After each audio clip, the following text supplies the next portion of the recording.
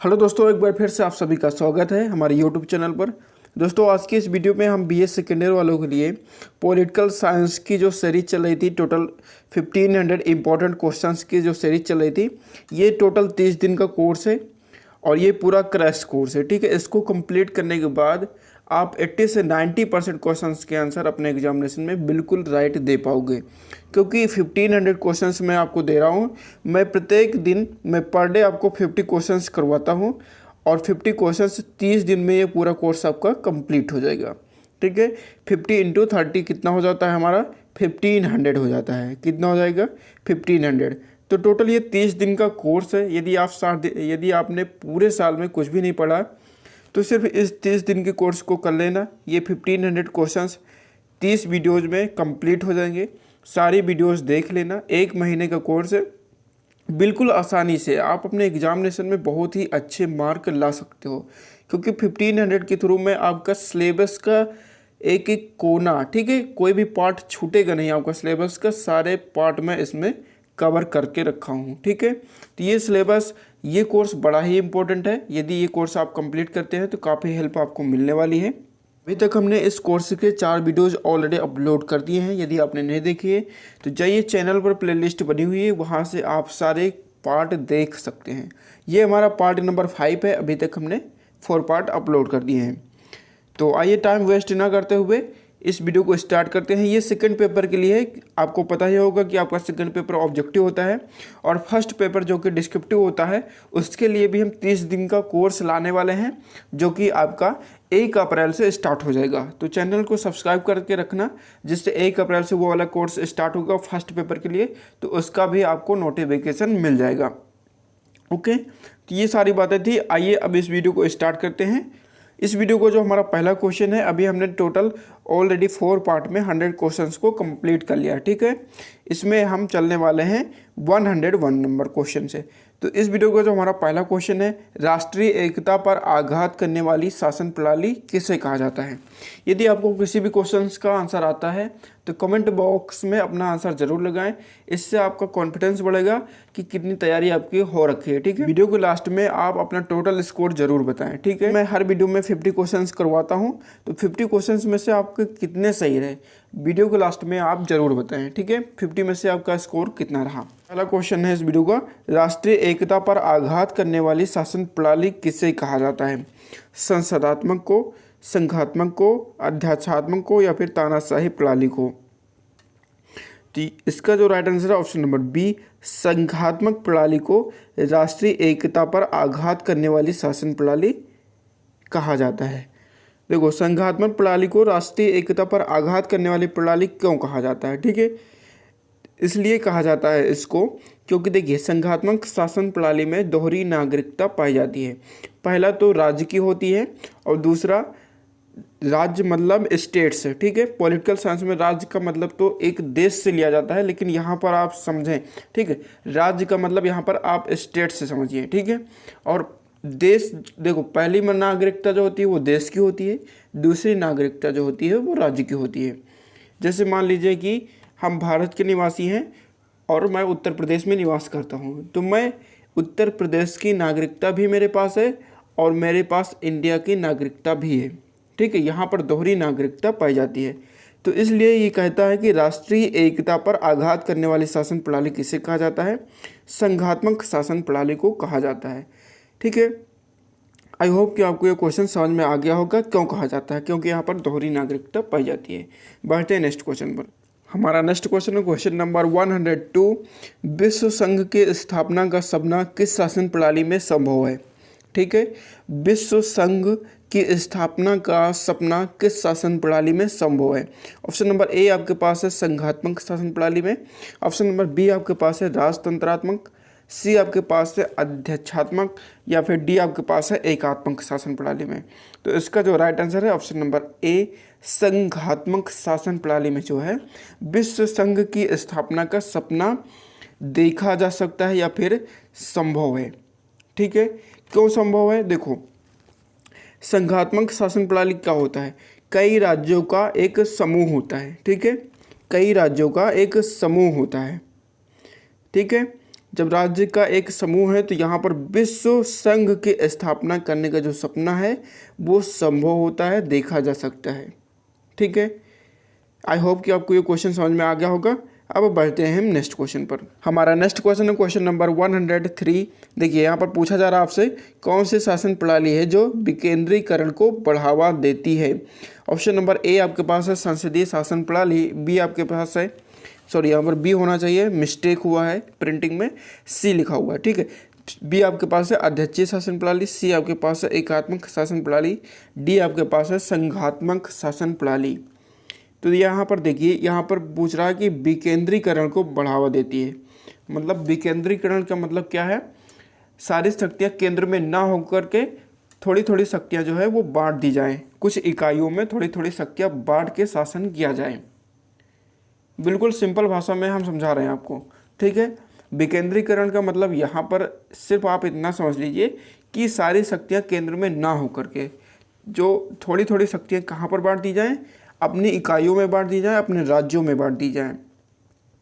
तो ऐसा किस शासन प्रणाली में होता है, आपको पता ही होगा कि ऐसा हमारा संघात्मक शासन प्रणाली में होता है। तो ऑप्शन नंबर हमारा डी रहेगा राइट आंसर। आई होप कि आपको ये क्वेश्चन भी अच्छी तरीके से समझ में आ गया होगा और याद भी हो गया होगा। बढ़ते हैं नेक्स्ट क्वेश्चन पर। नेक्स्ट क्वेश्चन है क्वेश्चन नंबर 104। एकात्मक शासन व्यवस्था में संविधान कैसा हो सकता है। ठीक है, बड़ा ही इंपॉर्टेंट क्वेश्चन है, कई बार आपके एग्जामिनेशन में रिपीट हुआ है। ठीक है, तो थोड़ा सोचने वाला है, यदि आप सोच के आंसर देंगे तो जरूर आप इसका उत्तर दे पाएंगे। पूछा जा रहा है आपसे, एकात्मक शासन व्यवस्था में संविधान कैसा हो सकता है। ठीक है, लिखित, अलिखित, कठोर या लचीला, या फिर आपके पास डी उपरोक्त में कोई भी। ठीक है, या फिर उपरोक्त में से सभी। तो देखिए, हमारी जो एकात्मक शासन व्यवस्था होती है, इसमें जो हमारा संविधान होता है वो लिखित भी हो सकता है, अलिखित भी हो सकता है, और कठोर या फिर लचीला भी हो सकता है।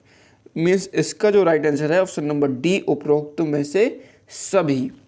ठीक है, तो आप लोग इस बात को ध्यान में रखेंगे। बढ़ते हैं नेक्स्ट क्वेश्चन पर। नेक्स्ट क्वेश्चन है क्वेश्चन नंबर 105। किस शासन व्यवस्था में प्रांतीय सरकारें केंद्रीय सरकार के समकक्ष होती हैं। बड़ा ही अच्छा क्वेश्चन है, समझने का प्रयास करें। किस शासन व्यवस्था में प्रांतीय सरकारें केंद्रीय सरकार के समकक्ष होती हैं। ठीक है, ऑप्शन नंबर ए है संसदीय, ऑप्शन नंबर बी है अध्यक्षीय, ऑप्शन नंबर सी आपके पास है एकात्मक, डी आपके पास है संघात्मक। तो देखिए, संघात्मक शासन व्यवस्था में प्रांतीय सरकारें जो होती हैं वो केंद्रीय सरकार के समकक्ष होती हैं। ठीक है, तो ऑप्शन नंबर हमारा डी रहेगा राइट आंसर। नेक्स्ट क्वेश्चन देखो, हमारा नेक्स्ट क्वेश्चन है क्वेश्चन नंबर 106। स्विट्जरलैंड में राज्य को क्या कहा जाता है। बड़ा ही अच्छा क्वेश्चन आया है कि आपसे पूछा जा रहा है स्विट्जरलैंड में राज्य को क्या कहा जाता है। ऑप्शन नंबर ए आपके पास है स्टेट कहा जाता है, बी प्रांत, सी कैंटन कहा जाता है, डी आपके पास है इनमें से कोई भी नहीं। तो इसका जो राइट आंसर है ऑप्शन नंबर सी, कैंटन कहा जाता है। ठीक है, स्विट्जरलैंड में जो राज्य को बोला जाता है वो कैंटन कहा जाता है। जैसे कि अपने यहाँ राज्य को क्या बोला जाता है, स्टेट बोला जाता है, तो वैसे ही स्विट्जरलैंड में जो राज्य हैं इनको कैंटन बोला जाता है। स्विट्जरलैंड में कितने कैंटन हैं, तो इस टाइम 26 कैंटन, 26 कैंटन हैं स्विट्जरलैंड में। तो आपको इसको भी याद रखना कि स्विट्जरलैंड में 26 कैंटन वर्तमान समय में हैं। तो राज्य को क्या बोलते हैं, कैंटन बोलते हैं। तो ऑप्शन नंबर सी रहेगा हमारा राइट आंसर। नेक्स्ट क्वेश्चन देखो, हमारा नेक्स्ट क्वेश्चन है क्वेश्चन नंबर 107। किसने भारतीय संविधान को अर्धसंघी कहा है। ठीक है, किसने भारतीय संविधान को अर्धसंघी कहा है। ऑप्शन नंबर ए आपके पास है केसी हुइवर ने, ऑप्शन नंबर बी आपके पास है जेनिंग्स ने, सी आपके पास है जी.डी. बसु ने, या फिर डी आपके पास है ऑस्टिन ने कहा है। तो इसका जो राइट आंसर है ऑप्शन नंबर ए, केसी हुइपर ने भारतीय संविधान को अर्धसंघी कहा था। ठीक है, ये स्टेटमेंट आप ध्यान में रखें, याद कर लें इसको कि केसी हुइपर ने कहा भारतीय संविधान को अर्धसंघी। ठीक है, तो ऑप्शन नंबर ए रहेगा हमारा राइट आंसर। नेक्स्ट क्वेश्चन देखो, नेक्स्ट क्वेश्चन हमारा है क्वेश्चन नंबर 108। स्विट्जरलैंड में कैसी शासन व्यवस्था है। ठीक है, आपसे पूछा जा रहा है स्विट्जरलैंड में कैसी शासन व्यवस्था है। एकात्मक शासन व्यवस्था, संघात्मक शासन व्यवस्था, संसदीय शासन व्यवस्था, या फिर डी आपके पास है आध्यात्मिक शासन व्यवस्था पाई जाती है। तो इसका जो राइट आंसर है ऑप्शन नंबर बी, स्विट्जरलैंड में जो है संघात्मक शासन व्यवस्था पाई जाती है। तो ऑप्शन नंबर बी रहेगा हमारा राइट आंसर। स्विट्जरलैंड के अलावा भारत, रूस, अमेरिका में भी संघात्मक शासन व्यवस्था पाई जाती है। तो इनको भी आप याद रखें। स्विट्जरलैंड के अलावा भारत में, रूस में, अमेरिका में इत्यादि देशों में भी पाई जाती है संघात्मक शासन व्यवस्था। तो इसको भी आपको याद रखना है। ऐसा नहीं है कि सिर्फ स्विट्जरलैंड ही आपसे पूछा जाएगा, रूस, अमेरिका, भारत या फिर और बहुत से देश हैं, कोई भी पूछा जा सकता है। तो जितने ज़्यादा से ज़्यादा हो सके आपको अपने माइंड में याद रखना है। बढ़ते हैं नेक्स्ट क्वेश्चन पर। नेक्स्ट क्वेश्चन हमारा क्वेश्चन नंबर 109, एकात्मक शासन व्यवस्था उपयुक्त नहीं है। ठीक है, एकात्मक शासन व्यवस्था जो है वो उपयुक्त नहीं है बड़े राज्यों के लिए, छोटे राज्यों के लिए, लोकतांत्रिक राज्यों के लिए या फिर उपर्युक्त में से कोई नहीं। तो देखिए जो हमारी एकात्मक शासन व्यवस्था है ये बड़े राज्यों के लिए उपयुक्त नहीं है या फिर ऐसे राज्यों के लिए उपयुक्त नहीं है जहाँ पर बहुत संस्कृति पाई जाती है। ठीक है, तमाम प्रकार की संस्कृतियाँ पाई जाती हैं, तो उसके लिए भी ये उपयुक्त नहीं है।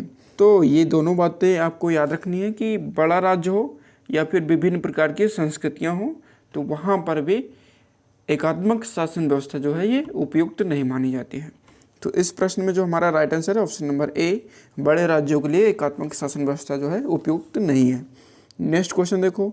नेक्स्ट क्वेश्चन में आपसे पूछा जा रहा है कि 110 नंबर क्वेश्चन हमारा है, निम्न में से किस देश में एकात्मक शासन व्यवस्था है। पूछ रहा है आपसे निम्न में से किस देश में एकात्मक शासन व्यवस्था है। आपके पास ऑप्शन नंबर ए में चीन दिया गया है, बी अमेरिका, सी ब्रिटेन, डी भारत। तो इसका जो राइट आंसर है ऑप्शन नंबर सी, ब्रिटेन में जो है एकात्मक शासन व्यवस्था पाई जाती है। अमेरिका और भारत में जैसा कि अभी हमने बताया संघात्मक शासन व्यवस्था पाई जाती है। तो इस क्वेश्चन का हमारा ऑप्शन नंबर सी हो जाएगा राइट आंसर।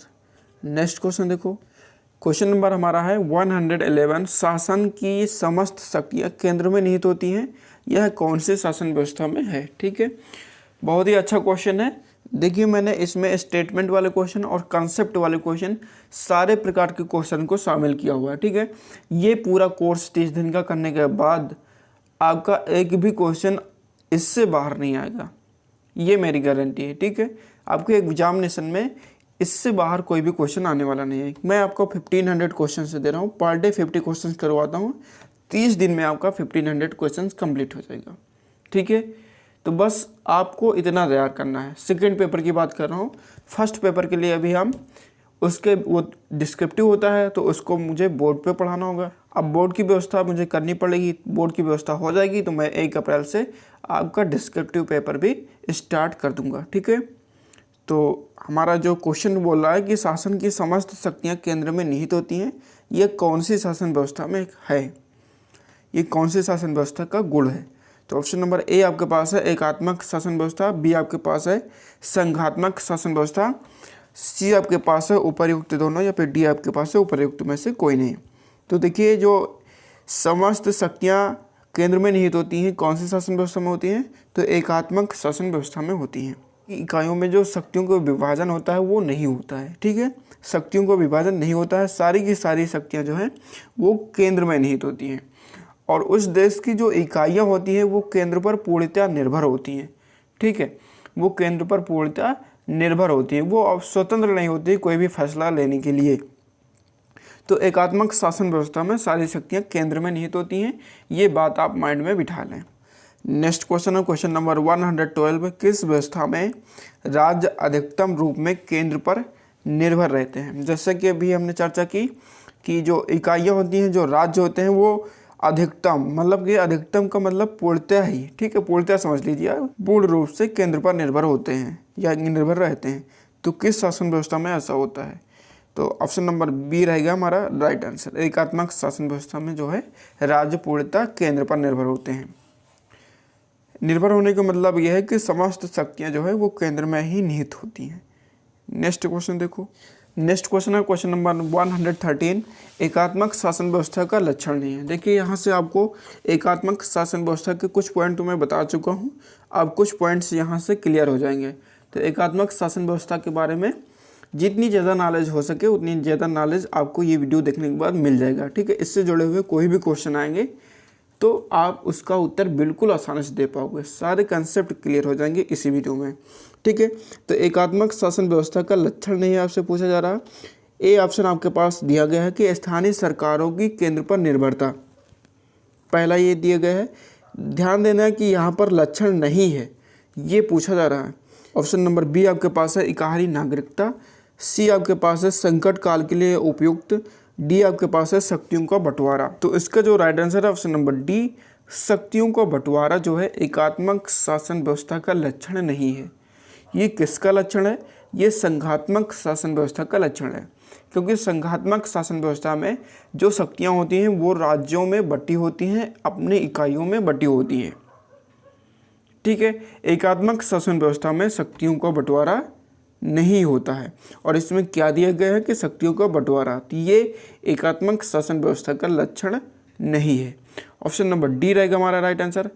आई होप कि आपको समझ में आ गया होगा। अब बढ़ते हैं नेक्स्ट क्वेश्चन पर। हमारा नेक्स्ट क्वेश्चन है क्वेश्चन नंबर 114, संघात्मक शासन की विशेषता नहीं है। आपसे पूछा जा रहा है कि संघात्मक शासन की विशेषता नहीं है। अभी आपसे एकात्मक शासन व्यवस्था के लक्षण पूछे जा रहे थे, अब यहाँ पर पूछा जा रहा है कि संघात्मक शासन की विशेषता नहीं है, ठीक है। यहाँ पर निगेटिव क्वेश्चन है, ये ध्यान में रखना है आपको, ठीक। ऑप्शन नंबर ए आपके पास है शक्तियों का बंटवारा, ऑप्शन नंबर बी आपके पास है एकाधारी नागरिकता, सी आपके पास है राष्ट्रीय एकता, डी आपके पास है उपर्युक्त में से कोई नहीं। तो इसका जो राइट आंसर है ऑप्शन नंबर बी, एकाधारी नागरिकता। संघात्मक शासन व्यवस्था में दोहरी नागरिकता पाई जाती है, तो ऑप्शन नंबर बी में यहाँ पर दिया गया है एकाधारी नागरिकता, तो ये विशेषता यहाँ पर नहीं पाई जाती, तो ये गलत हो जाएगा। इसलिए इस क्वेश्चन का जो राइट आंसर हो जाएगा ऑप्शन नंबर बी हो जाएगा। नेक्स्ट क्वेश्चन देखो, क्वेश्चन हमारा है क्वेश्चन नंबर 115, कहाँ संघात्मक शासन नहीं है, ठीक है। आपसे पूछा जा रहा है कि कहाँ संघात्मक शासन नहीं है। कनाडा में नहीं है, भारत, अमेरिका या फिर चीन में। तो देखिए कनाडा, भारत, अमेरिका, इन तीनों में संघात्मक शासन पाया जाता है, जबकि चीन में संघात्मक शासन नहीं पाया जाता है। तो ऑप्शन नंबर हमारा जो है डी राइट आंसर रहेगा। संघात्मक शासन कहाँ नहीं है? तो चीन में संघात्मक शासन नहीं है। नेक्स्ट क्वेश्चन हमारा है क्वेश्चन नंबर 116, कौन संघात्मक शासन में शामिल नहीं है, ठीक है। आपसे पूछा जा रहा है कि कौन संघात्मक शासन में शामिल नहीं है। ऑप्शन नंबर ए आपके पास है एकल नागरिकता, बी आपके पास है शक्ति का विभाजन, सी आपके पास है संविधान की सर्वोच्चता, डी आपके पास है लिखित संविधान। तो आपसे पूछा जा रहा था कि कौन संघात्मक शासन में शामिल नहीं है, ठीक है। तो संघात्मक शासन में एकल नागरिकता जो है ये शामिल नहीं है, बाकी ये तीनों उसकी विशेषताएं हैं या फिर शासन में शामिल है, ऐसा बोल लो। शक्ति का विभाजन भी संघात्मक विशेषता ही है, लिखित संविधान भी इसमें होता है, संविधान की सर्वोच्चता भी इसी में होती है। तो ये तीनों विशेषताएं भी आपको याद रखनी है, यहाँ से भी क्वेश्चन बनते हैं। तो फिलहाल तो इस क्वेश्चन का जो राइट आंसर है ऑप्शन नंबर ए, एकल नागरिकता जो है संघात्मक शासन में शामिल नहीं है। नेक्स्ट क्वेश्चन देखो, हमारा नेक्स्ट क्वेश्चन है क्वेश्चन नंबर 117, संघीय शासन लाभकारी है। आपसे पूछा जा रहा है कि संघीय शासन जो है ये लाभकारी है बहुसांस्कृतिक राज्यों में, बड़े राज्यों में, छोटे राज्यों में या फिर साम्यवादी राज्यों में। तो यहाँ पर थोड़ा सा सस्पेंस है, ठीक है। सस्पेंस ये है कि देखो सांस्कृतिक राज्यों में यदि दिया हो तो ऑप्शन नंबर ए आप सही टिक करेंगे, ठीक है। पहली बात, यदि सांस्कृतिक राज्यों में दिया हो, ये ऑप्शन मौजूद हो, तो ये ऑप्शन पहला प्रेफरेंस इसको देंगे। यदि ये ना हो, ऑप्शन नंबर बी जो दिया गया है बड़े राज्य, यदि बड़े राज्य हो और ये ऑप्शन नंबर ए सांस्कृतिक राज्यों में ये ना हो, तब आप बड़े राज्य टिक करेंगे। लेकिन जब ये दिया गया हो तब आप इसे ही टिक करेंगे, ठीक है। तो इस क्वेश्चन का जो राइट आंसर है ऑप्शन नंबर ए, सांस्कृतिक राज्यों में, ठीक है। तो ऑप्शन नंबर ए हमारा रहेगा राइट आंसर। नेक्स्ट क्वेश्चन हमारा क्वेश्चन नंबर 118, निम्न में से एकात्मक शासन का गुण नहीं है, ठीक है। यहाँ पर ध्यान देना, निम्न में से एकात्मक शासन का कौन सा गुण नहीं है? प्रशासन में एकता, मितव्ययिता, विशाल राज्यों के लिए उपयुक्त, या फिर डी आपके पास है संकट काल के लिए उपयुक्त। देखिए प्रशासन में एकता भी एकात्मक शासन व्यवस्था का एक बहुत ही अच्छा गुण है। ठीक है, मितव्ययिता का मतलब होता है कि कम खर्चीली। ठीक है, मितव्ययिता का मतलब क्या है? कम खर्चीली। एकात्मक शासन व्यवस्था का ये भी बहुत अच्छा गुण है। और सी ऑप्शन आपके पास दिया गया है कि विशाल राज्यों के लिए उपयुक्त, तो ये गलत बात है। विशाल राज्यों के लिए उपयुक्त एकात्मक शासन व्यवस्था नहीं है। ठीक है, तो कौन सा गुण नहीं है? तो ऑप्शन नंबर सी, विशाल राज्यों के लिए उपयुक्त ये नहीं है। संकट काल के लिए भी ये उपयुक्त मानी जाती है। तो डी इसकी विशेषता है, इसके गुण है। ठीक है, तो बढ़ते हैं नेक्स्ट क्वेश्चन पे। इस क्वेश्चन का हमारा राइट आंसर है option number C. Next question हमारा है क्वेश्चन नंबर 119। नीचे एकात्मक राज्य की विशेषताओं का उल्लेख किया गया है, इनमें से गलत का चयन कीजिए। ऑप्शन नंबर ए आपके पास है प्रशासनिक एकरूपता, बी आपके पास है संकट काल में उपयोगी, सी आपके पास है राष्ट्रीय एकता बनाए रखने में उपयोगी, डी आपके पास है विधि के शासन का अभाव।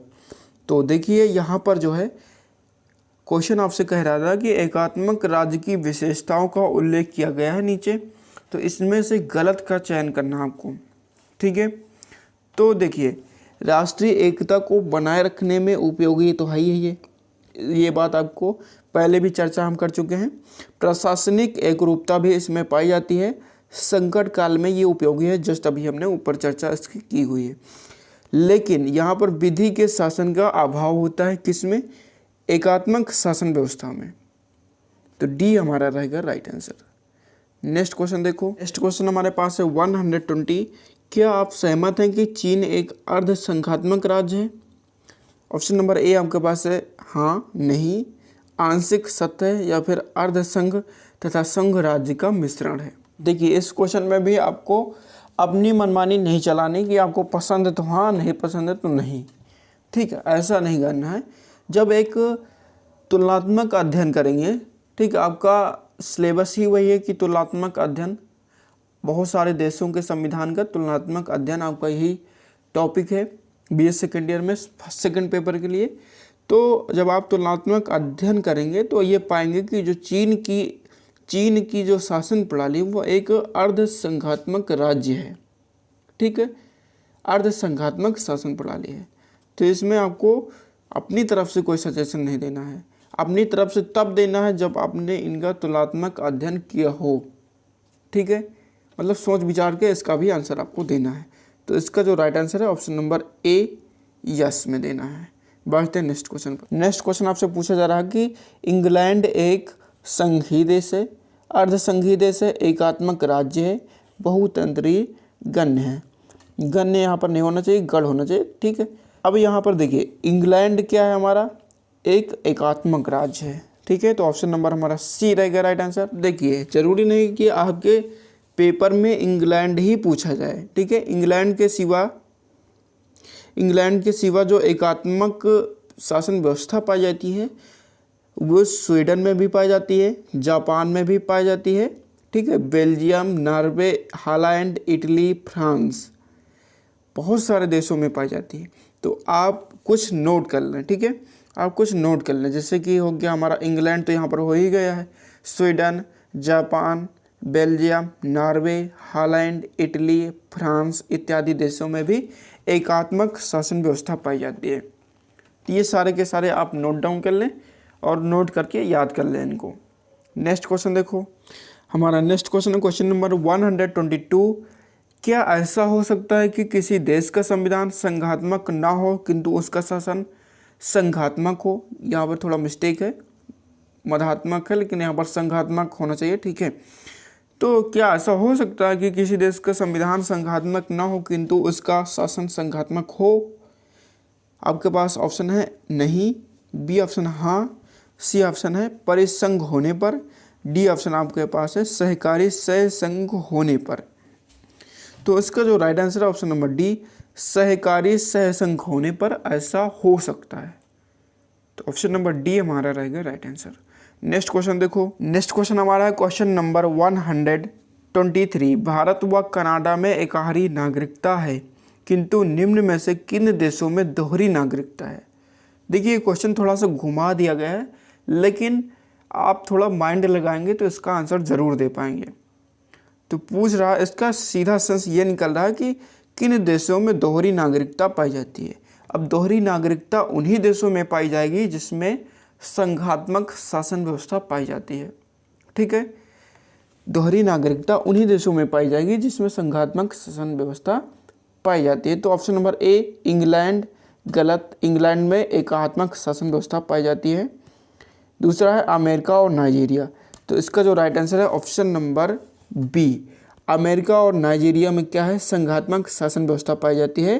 तो यहाँ पर दोहरी नागरिकता भी पाई जाएगी। तो ऑप्शन नंबर हमारा बी रहेगा राइट आंसर। आई होप कि आपको ये क्वेश्चन समझ में आ गया होगा। नेक्स्ट क्वेश्चन है क्वेश्चन नंबर 124, कठोर संविधान का क्या तात्पर्य है। कठोर संविधान का क्या तात्पर्य है। ऑप्शन नंबर ए आपके पास है परिवर्तन नहीं हो सकता है इसमें। बी आपके पास है परिवर्तन सर्वसम्मति से होता है। ये क्वेश्चन बड़ा ही अच्छा क्वेश्चन है, मैक्सिमम स्टूडेंट इस क्वेश्चन को जरूर गलत कर देंगे। ठीक है, जिन्होंने पढ़ भी रखा है वो भी देखिए इस क्वेश्चन में ज़रूर गलती करेंगे। तो कमेंट में बताना कि आपने भी गलती की है या नहीं। ठीक है, क्योंकि ये क्वेश्चन थोड़ा सा सोचने वाला डिफ़िकल्ट क्वेश्चन है। तो पूछा जा रहा है कि 124 कठोर संविधान का क्या तात्पर्य है। परिवर्तन नहीं हो सकता है, परिवर्तन सर्वसम्मति से हो सकता है। सी आपके पास है परिवर्तन सर्वोच्च न्यायालय की सहमति से हो सकता है। डी ऑप्शन आपके पास है परिवर्तन पूर्व निर्धारित विशेष प्रक्रिया द्वारा ही हो सकता है। तो इसका जो राइट आंसर है ऑप्शन नंबर डी, परिवर्तन जो है वो पूर्व निर्धारित विशेष प्रक्रिया द्वारा ही हो सकता है। तो डी रहेगा हमारा राइट आंसर। ठीक है, परिवर्तन पूर्व निर्धारित विशेष प्रक्रिया द्वारा का मतलब ये है कि संविधान में, ठीक है, संविधान में जिस सिस्टम से कहा गया है कि इस तरीके से संविधान के किसी भी आर्टिकल में परिवर्तन किया जा सकता है, उन्हीं प्रक्रियाओं द्वारा संविधान में परिवर्तन किया जा सकता है। अदरवाइज किसी के सर्वसम्मति से या फिर किसी भी न्यायालय के आदेश द्वारा ये परिवर्तित नहीं हो सकता। संविधान के द्वारा ही परिवर्तित हो सकता है। ठीक, उसमें लिखी गई बातों के द्वारा ही परिवर्तित हो सकता है। तो डी रहेगा हमारा राइट आंसर। नेक्स्ट क्वेश्चन है क्वेश्चन नंबर 125। तो क्वेश्चन बोल रहा है कि नीचे दी गई एकात्मक राज्य की विशेषताओं में गलत का चयन कीजिए। ए ऑप्शन आपके पास है संविधान में शक्ति का विभाजन नहीं होता है। ऑप्शन नंबर बी आपके पास है स्थानीय निकाय वैधानिक स्वायत्तता संपन्न होता है। ऑप्शन नंबर सी आपके पास है एकाहारी नागरिकता होती है।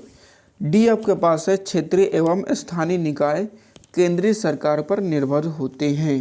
तो आपसे पूछा जा रहा था कि एकात्मक राज्य की विशेषताओं में गलत का चयन करना है आपको। तो देखिए संविधान में शक्ति का विभाजन नहीं होता, तो ये बात सही है। अगर ये बात सही है तो इस क्वेश्चन के हिसाब से ये गलत ऑप्शन है। स्थानीय निकाय वैधानिक स्वायत्तता संपन्न, तो ऑप्शन नंबर हमारा बी रहेगा राइट आंसर। नेक्स्ट क्वेश्चन देखो, हमारा नेक्स्ट क्वेश्चन है क्वेश्चन नंबर 126। निम्न में से संघवाद के लिए क्या सही नहीं है। निम्न में से संघवाद के लिए क्या सही नहीं है।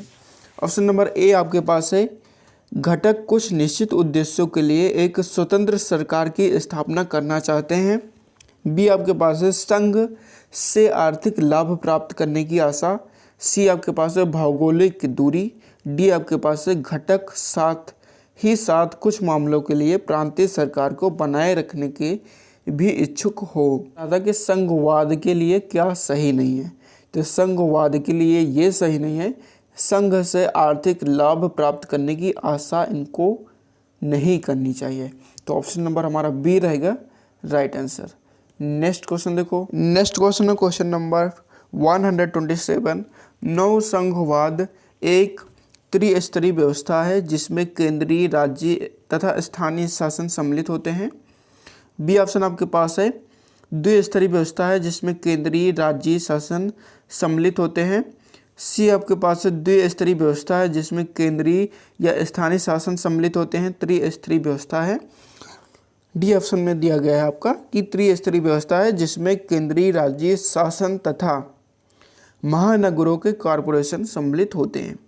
तो देखिए नव संघवाद एक त्रिस्तरीय व्यवस्था है जिसमें केंद्रीय, राज्य, स्थानीय शासन सम्मिलित होते हैं। तो ऑप्शन नंबर हमारा ए रहेगा राइट आंसर। नौ संघवाद एक त्रिस्तरीय व्यवस्था है जिसमें केंद्रीय, राज्य और स्थानीय शासन सम्मिलित होते हैं। तो ऑप्शन नंबर ए रहेगा हमारा राइट आंसर। नेक्स्ट क्वेश्चन देखो, नेक्स्ट क्वेश्चन हमारा है क्वेश्चन नंबर 128। क्या आप सहमत हैं कि चीन एक अर्ध संघात्मक राज्य है? तो ये क्वेश्चन रिपीट हो गया है, अभी ऊपर हम इस क्वेश्चन को कर चुके हैं, तो इसका राइट आंसर है ऑप्शन नंबर ए। नेक्स्ट है 129। निम्न में से कौन सा कथन एकात्मक सरकार का गुण नहीं है? निम्न में से कौन सा कथन एकात्मक सरकार का गुण नहीं है? इस प्रणाली में प्रशासन में कुशलता आ जाती है, इस प्रणाली में प्रशासनिक एकरूपता आती है, इस प्रणाली में केंद्र बहुशक्तिशाली होता है, इस प्रणाली में या फिर यह प्रणाली बड़े देशों के लिए उपयुक्त है। तो आपसे यहाँ पर पूछा जा रहा था कि एकात्मक सरकार का गुण नहीं है, तो यहाँ पर डी ऑप्शन में आपके पास दिया गया है कि यह प्रणाली बड़े देशों के लिए उपयुक्त है। तो ये बात सरासर गलत है कि ये बड़े देशों के लिए उपयुक्त है। बड़े देशों के लिए एकात्मक शासन प्रणाली उपयुक्त नहीं है, ये बात आप अपने दिमाग में अच्छे से बिठा लें। तो इसका जो राइट आंसर है option number D. Question number 130।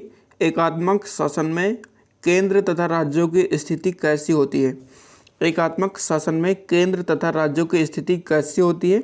केंद्र तथा राज्य अपने अपने क्षेत्र में सर्वोच्च होते हैं। बी ऑप्शन आपके पास है केंद्र तथा राज्य समान है। सी आपके पास है केंद्र राज्यों की तुलना में कमज़ोर है। ठीक है, केंद्र जो है वो राज्यों की तुलना में कमज़ोर है। डी आपके पास है केंद्र सर्वशक्तिशाली है।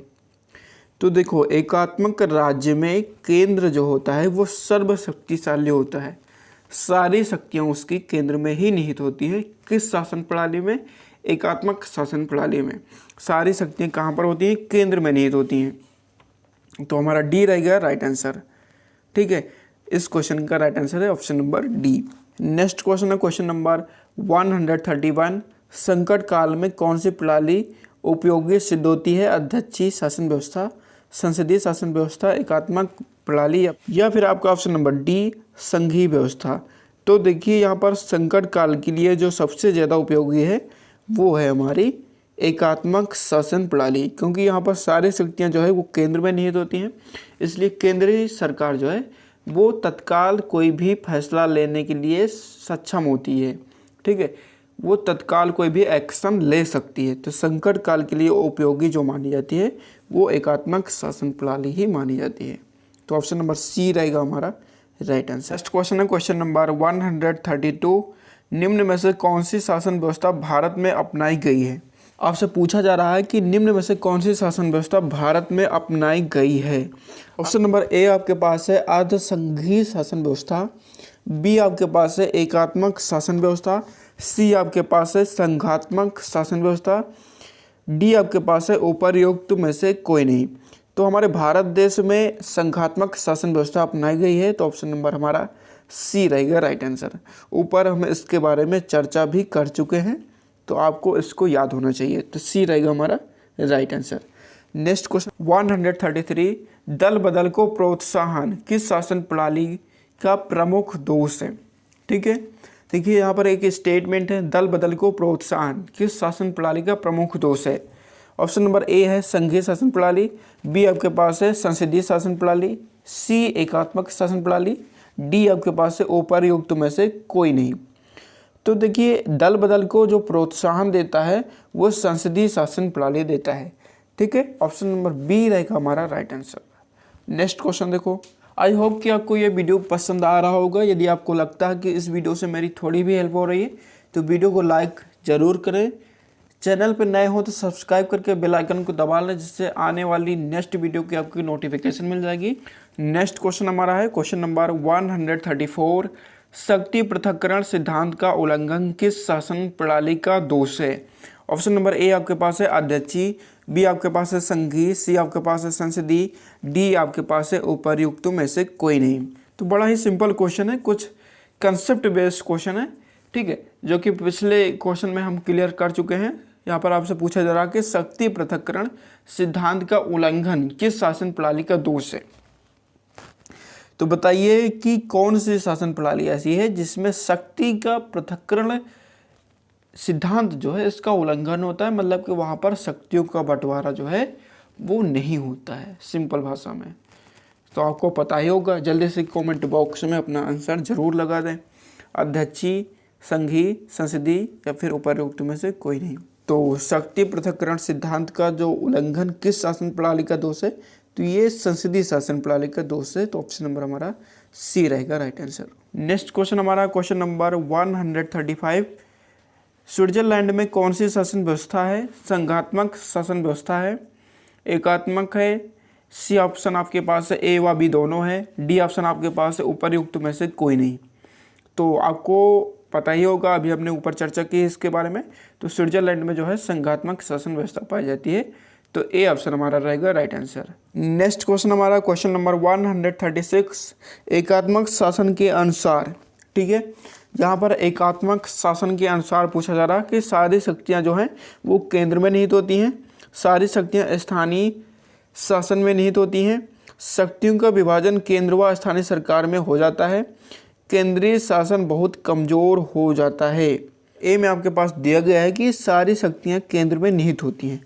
तो ये बात सही है कि सारी शक्तियाँ केंद्र में निहित होती हैं एकात्मक शासन व्यवस्था में। तो ऑप्शन नंबर ए रहेगा हमारा राइट आंसर। बी में आपके पास दिया गया है कि सारी शक्तियाँ स्थानीय सरकार में निहित होती हैं, गलत बात, सारी शक्तियाँ केंद्र में निहित होती हैं। सी आपके पास दिया गया है कि शक्तियों का विभाजन केंद्र व स्थानीय सरकार में हो जाता है, गलत बात है, ये शक्तियों का विभाजन नहीं होता है। डी आपके पास है केंद्रीय शासन बहुत कमज़ोर हो जाता है, गलत। एकात्मक शासन व्यवस्था में केंद्रीय शासन जो है वो बहुत ही पावरफुल होता है, कमज़ोर नहीं होता है। तो सारी बातें आपने समझ ली हैं, ऑप्शन नंबर ए रहेगा इसका राइट आंसर। बढ़ते हैं नेक्स्ट क्वेश्चन पर। नेक्स्ट क्वेश्चन हमारा क्वेश्चन नंबर 137। निम्न में से कौन सा संसदीय शासन प्रणाली का दोष नहीं है? बताना आपको निम्न में से कौन सा संसदीय शासन प्रणाली का दोष नहीं है। शक्ति पृथक्करण सिद्धांत का उल्लंघन, ठीक है, पूछा जा रहा है कि संसदीय शासन प्रणाली का दोष नहीं है, शक्ति पृथक्करण सिद्धांत का उल्लंघन। ऑप्शन नंबर बी आपके पास है व्यक्तित्व उत्तरदायित्व, सी आपके पास है दलीय तानाशाही का भय, डी आपके पास है कार्यपालिका की अस्थिरता।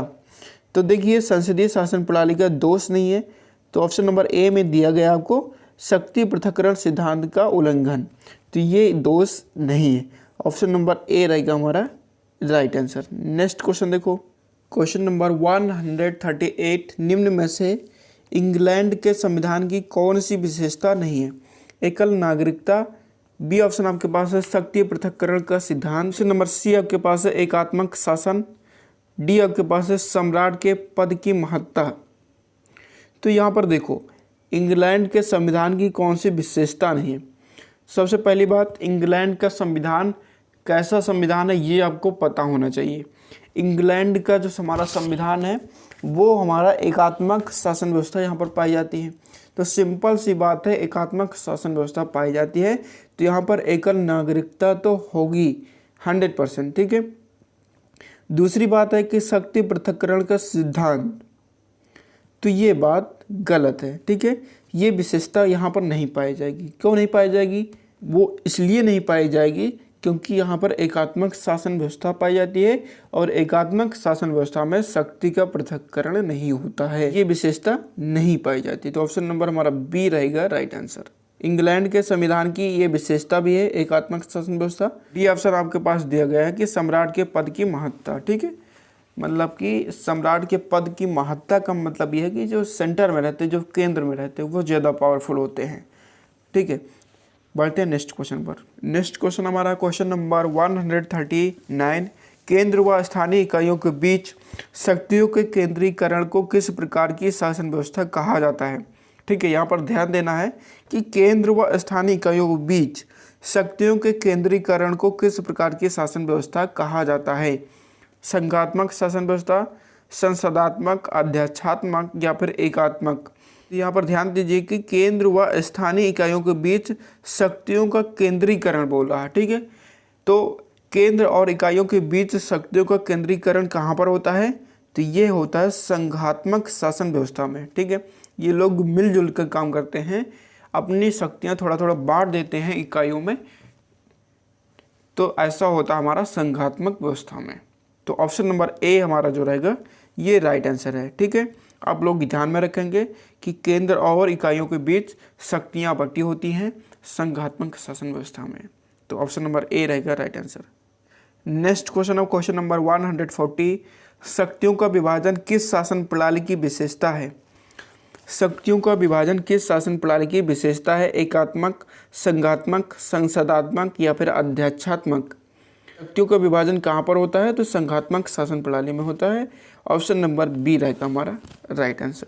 नेक्स्ट क्वेश्चन हमारा है क्वेश्चन नंबर 141, युद्ध व अन्य संकटकालीन परिस्थितियों के लिए कौन सी शासन व्यवस्था सर्वाधिक उपयुक्त है? ठीक है, यहाँ पर पूछा जा रहा है कि युद्ध व अन्य संकटकालीन परिस्थितियों के लिए कौन सी शासन व्यवस्था जो है वो सर्वाधिक उपयुक्त होती है?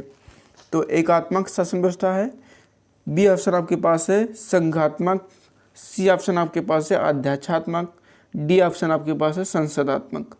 तो देखो, युद्ध और संकटकालीन परिस्थितियों के लिए जो सबसे उपयुक्त शासन प्रणाली मानी जाती है वो एकात्मक शासन प्रणाली मानी जाती है। क्यों मानी जाती है? क्योंकि ये सारी शक्तियाँ जो है वो केंद्र में निहित होती हैं और ये तुरंत कोई एक्शन लेने के लिए स्वतंत्र होते हैं। ठीक है, तो ऑप्शन नंबर ए हमारा रहेगा राइट आंसर। यहाँ पर मिस प्रिंटिंग हुई है तो उल्टा सीधा कर दिया गया है, ए को सी बना दिया गया, सी को ए बना दिया गया, जैसा भी हो, लेकिन ऑप्शन नंबर यहाँ पर पहला सही होगा, एकात्मक। ठीक है, बढ़ते हैं नेक्स्ट क्वेश्चन पर। नेक्स्ट क्वेश्चन हमारा क्वेश्चन नंबर 142, संघात्मक राज्य में सामान्यतः कैसी नागरिकता पाई जाती है? कई बार इसकी चर्चा हो चुकी है, तो ऑप्शन नंबर बी रहेगा हमारा राइट आंसर, दोहरी नागरिकता पाई जाती है। किसमें? संघात्मक राज्य में। इकहरी नागरिकता किस में पाई जाती है? तो एकात्मक राज्य में पाई जाती है। ठीक है, नेक्स्ट क्वेश्चन है क्वेश्चन नंबर 143, किस शासन प्रणाली से केंद्रीय शासन की कार्यकुशलता में वृद्धि होती है? ठीक है, ऐसी कौन सी शासन प्रणाली है जिससे केंद्रीय शासन की कार्यकुशलता में वृद्धि होती है? संसदीय शासन प्रणाली, अध्यक्षीय शासन प्रणाली, एकात्मक या फिर संघात्मक? तो इसका जो राइट आंसर है ऑप्शन नंबर डी, संघीय शासन प्रणाली में जो है केंद्रीय शासन की कार्यकुशलता में वृद्धि होती है। ऑप्शन नंबर हमारा डी रहेगा राइट आंसर। नेक्स्ट क्वेश्चन हमारा क्वेश्चन नंबर 144, किसका कथन है कि केंद्र को पक्षघात हो गया है और दूरस्थ क्षेत्र रक्तहीनता से पीड़ित है? ठीक है, यहाँ पर कह रहा है कि किसका कथन है, कोई स्टेटमेंट है, किसका है आपको बताना है। केंद्र को पक्षघात हो गया है और दूरस्थ क्षेत्र रक्तहीनता से पीड़ित है। ऑप्शन नंबर ए आपके पास है डॉक्टर गार्नर, बी आपके पास है प्रोफेसर साइनर, सी आपके पास है वार्ड, डी आपके पास है फाइनर ने। तो इसका जो राइट आंसर है ऑप्शन नंबर सी, वार्ड ने। वार्ड ने कहा कि केंद्र को पक्षघात हो गया है और दूरस्थ क्षेत्र रक्तहीनता से पीड़ित है। तो ऑप्शन नंबर हमारा सी रहेगा राइट आंसर। नेक्स्ट क्वेश्चन देखो, नेक्स्ट क्वेश्चन हमारा क्वेश्चन नंबर 145, संघात्मक शासन में कौन से दोष पाए जाते हैं? संघात्मक शासन में कौन से दोष पाए जाते हैं? अंतरराष्ट्रीय क्षेत्र में निर्बलता पाई जाती है, बी ऑप्शन आपके पास है राज्य संघ गठन की जटिल समस्या, सी आपके पास है प्रगति में बाधा, डी आपके पास है उपरोक्त सभी। तो यहाँ पर ध्यान दीजिए कि संघात्मक शासन में जो है अंतरराष्ट्रीय क्षेत्र में निर्बलता भी पाई जाती है, राज्य संघ गठन की जटिल समस्या भी पाई जाती है, प्रगति में तो बाधा 100% पाई जाती है शासन व्यवस्था में। ठीक है, ये बात माइंड में आप बिठा लो। ठीक है, क्योंकि यहाँ से डिफरेंट टाइप के क्वेश्चन भी पूछे जाते हैं। यहाँ पर तीनों ऑप्शन याद कर लीजिए आप, इम्पोर्टेंट है। तो इसका जो राइट आंसर है ऑप्शन नंबर डी, उपरोक्त सभी। ठीक है, ये तीनों के तीनों दोष पाए जाते हैं संघात्मक शासन प्रणाली में। नेक्स्ट क्वेश्चन हमारा क्वेश्चन नंबर 146, किस शासन प्रणाली में संघ की इकाइयों के बीच सीमा विवाद उत्पन्न होने की आशंका होती है? ठीक है, किस शासन प्रणाली में संघ की इकाइयों के बीच सीमा विवाद उत्पन्न होने की आशंका होती है? ए ऑप्शन आपके पास है संघात्मक, एकात्मक, सी संसदीय, डी आपके पास है अध्यक्षीय। तो देखो, संघात्मक शासन व्यवस्था में इकाइयों के बीच सीमा विवाद उत्पन्न होने की आशंका होती है, क्योंकि यहाँ पर क्या होता है कि जो शक्तियाँ होती हैं वो केंद्र और इकाइयों में बटी होती हैं। तो जो इकाइयों में शक्तियाँ बांट दी जाती हैं तो प्रत्येक इकाई अपनी दादागिरी पे उतर आते हैं, इसलिए उनकी सीमाओं के बीच विवाद खड़ा होने की आशंका होती है। ठीक है, तो सिंपल भाषा में हमने आपको बता दिया। बढ़ते हैं नेक्स्ट क्वेश्चन पर। नेक्स्ट क्वेश्चन हमारा क्वेश्चन नंबर 147, किस शासन व्यवस्था में उत्तरदायित्व को निश्चित करना कठिन होता है? आपको बताना है कि किस शासन व्यवस्था में उत्तरदायित्व को निश्चित करना कठिन होता है। ऑप्शन नंबर ए आपके पास है एकात्मक, बी आपके पास है अध्यक्षात्मक, सी आपके पास है संघात्मक, डी संसदात्मक। तो संघात्मक शासन व्यवस्था में जो है उत्तरदायित्व को शासन व्यवस्था में उत्तरदायित्व को निश्चित करना कठिन होता है। क्यों कठिन होता है? क्योंकि यहाँ पर क्या होता है कि जो शक्तियाँ होती हैं वो केंद्र और राज्य में बटी होती हैं। राज्य ये सोचता है कि केंद्र कुछ करे तो हम कुछ करेंगे, और केंद्र ये सोचता है कि राज्य कुछ करे तो हम कुछ करेंगे, कि ये इनके भरोसे रहते हैं, वो उनके भरोसे रहते हैं। समझ लो, इतना समझ के ये क्वेश्चन याद कर लो कि शासन व्यवस्था में उत्तरदायित्व को निश्चित करना कठिन क्यों होता है। इन दोनों में मतभेद होता है आपस में कि ये हमारा उत्तरदायित्व नहीं है, ये केंद्र का उत्तरदायित्व है। केंद्र ये सोचता है कि ये हमारा उत्तरदायित्व नहीं है, ये राज्य का उत्तरदायित्व है। तो इसका जो राइट आंसर है ऑप्शन नंबर सी, संघात्मक शासन व्यवस्था में ऐसा होता है। नेक्स्ट क्वेश्चन हमारा क्वेश्चन नंबर 148, किस शासन प्रणाली में दोहरी राजनीतिक संस्थाएं पाई जाती हैं? तो ऑप्शन नंबर ए संघात्मक, अध्यक्षात्मक, राजतंत्रात्मक या फिर संसदात्मक। तो यहाँ पर पूछ रहा है दोहरी राजनीतिक संस्थाएं पाई जाती हैं। तो दोहरी राजनीतिक संस्थाएं वहीं पर पाई जाएंगी जहाँ पर शक्तियों का बंटवारा हुआ हो। तो ये किस में होता है? ये होता है हमारा संघात्मक शासन व्यवस्था में। तो ए रहेगा हमारा राइट आंसर।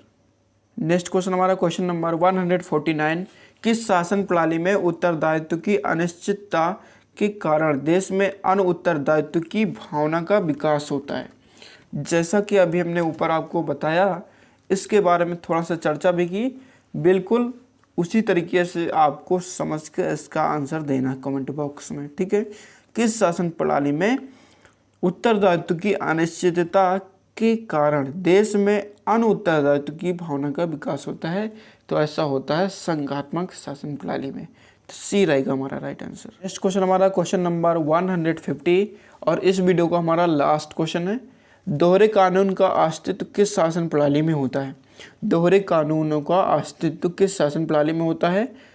संघात्मक, अध्यक्षात्मक, एकात्मक या फिर संसदात्मक। तो इसका जो राइट आंसर है ऑप्शन नंबर ए, संघात्मक शासन प्रणाली में दोहरे कानून का अस्तित्व होता है।